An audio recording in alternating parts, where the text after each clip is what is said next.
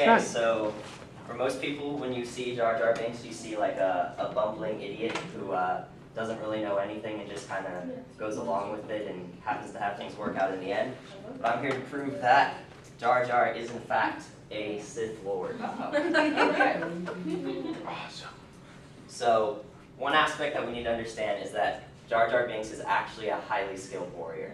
As we can see in this video here, bam, he performs and executes a standing 20-foot twisting somersault in midair, which if any other person were to do it, it'd be associated as somebody being a Jedi.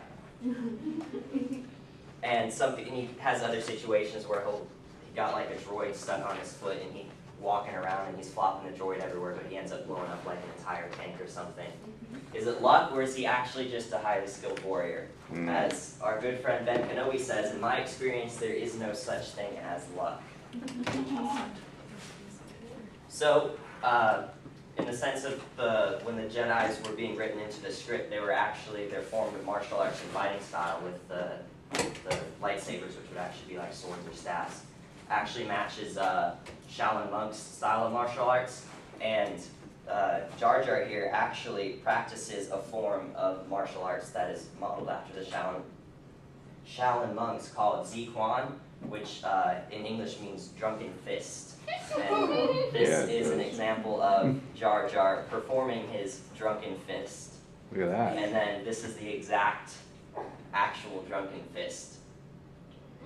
A fighting style, proving and showing that he actually does know what he's doing with a certain fighting style. And here's a couple more examples. I was showing this one earlier.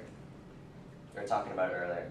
He's just bumbling around, but he manages to take out a couple droids. And in slow motion, if you look right at the beginning, that's not slow motion.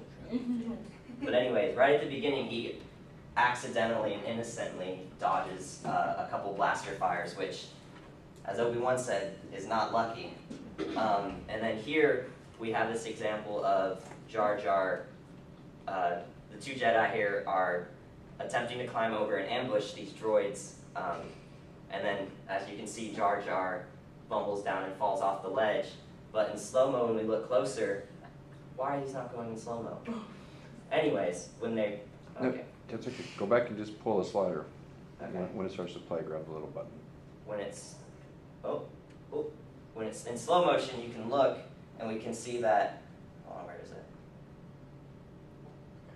Jar Jar falls down, or he starts climbing down over here on this side, on the right side of the frame, and then he falls down, but when they re-show the frame from down below, he's actually landing right here on this side of the frame, which, yes, it could just be bad editing, but when you look, this droid right here in the back is shooting up where Jar Jar originally was. See where that blaster fire is going? Yeah. That's where Jar Jar originally was. Wow.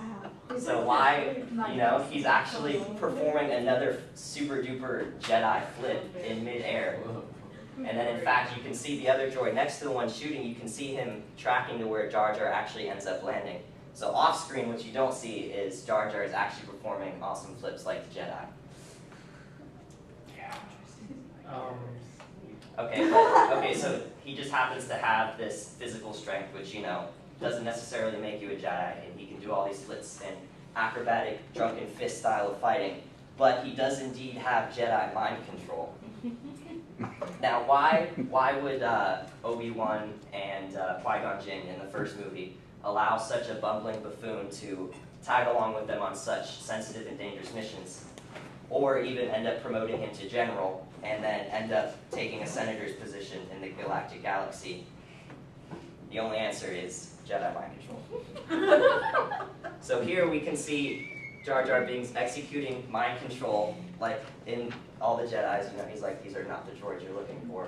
He uses his hands to get himself promoted to general by the King of Naboo here.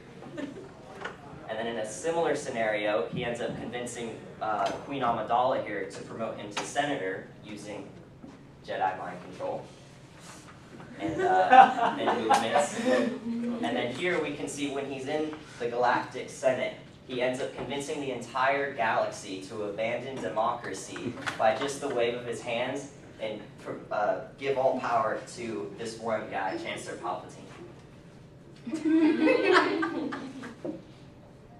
And look, that's Jedi mind control. Other examples, he convinces the Jedi to travel through the core of Naboo in order for him to be able to tag along instead of just flying to the other side of the planet. He convinces them to go through underwater, through his homeland, and get to the other side of Naboo. Another example is he's causing a scene on in the first movie when they land on the desert planet Tatooine. He ends up making a scene with one of the store owners in order to draw Anakin out of the store. And therefore, Obi-Wan detects Anakin and senses the Force in him. And furthermore, he also mocks the Jedi behind their back to influence Anakin to becoming a bad Jedi, and which takes place later on. And even fans the flames between Anakin and Padme in one scene by whispering to Anakin, telling him that Padme is hot. So then you have this whole idea, okay, well, if Jar Jar is a Sith Lord, then where does this come into play? Because if you've seen the movies, Chancellor Palpatine ends up becoming the main Sith Lord who trains Darth Vader in the final movies. And, well, Chancellor Palpatine and Jar Jar, they grew up on the same planet, Naboo, and it's, in the sense of Star Wars, that's, in the scale of how big the galaxy is in Star Wars, it's the same as growing up to your next door neighbor. And, you know, what they don't show is they could have possibly trained prior to the movies, you know, grown up together, learned the ways of the Jedis and the drunken fist. And even after, okay, let's say that Jar Jar really doesn't know what he's doing, and he's actually being tricked by the Sith Lord, Chancellor Palpatine, the whole entire time. Why would he keep Jar Jar around in the later movies after making such an embarrassment out of him? If Jar Jar is this big, huge embarrassment, why would he want to be seen with Jar Jar? So, in the end, it seems like they're actually co-conspirators working together to take over the entire galaxy, not Chancellor being the Sith Lord over Jar Jar. And there's a similar way in the older movies. There's the original trilogy, which is the one with Luke Skywalker, which were created first, and then you have the new trilogy, which are actually prequels that take place before the old trilogy, which are the ones with Jar Jar. But in the old trilogy, you have Yoda in The Empire Strikes Back, who seems as this unimportant creature on the side of the road, who ends up turning out to be highly important and trains Luke to become the Jedi Master that he becomes. So in the same sense, the new trilogy movies were made to model and rhyme and pretty much be like a mirror of the original trilogy movies. So in the original trilogy, you have Yoda, who is this innocent creature who ends up becoming who is actually this master. And in the new trilogy, Jar Jar was intended to become Yoda's dark side counterpart in the new ones, where Jar Jar is actually the innocent creature in the new trilogy, training people to become to the dark side. However, due to the terrible backlash from the fans in the first movie, Jar Jar got dumped by George Lucas very quickly, and instead of Jar Jar being in the fight scene, Count Dooku is quickly written into the scripts, and if you've ever seen the movies, the first three are very lackluster compared. The new three are very lackluster compared to the original three, because of how quickly they had to eliminate Jar Jar's place and fill in these gaping holes with this lackluster character, Count Dooku, who is not very good. But if you have seen the movies, Count Dooku is actually the guy who plays the White Wizard in Lord of the Rings. If you've seen those.